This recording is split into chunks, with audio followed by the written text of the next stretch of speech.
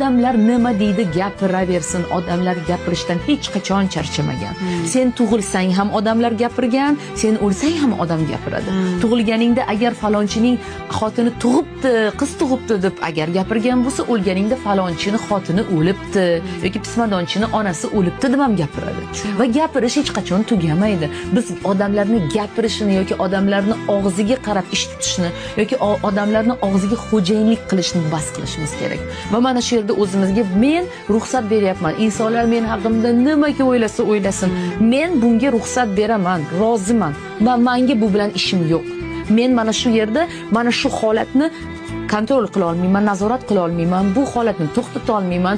Ularga kelib har biriga o'zimni oqlab, men aslida unaqa ayol emasman, to'xtanglar deb men isbotlamayman. Isbotlagim ham kelmayapti deysan-da. Mana shu yerda buni qo'yib yuborib, nima qilishni boshlaysan? Hayotingni o'zing xohlaganing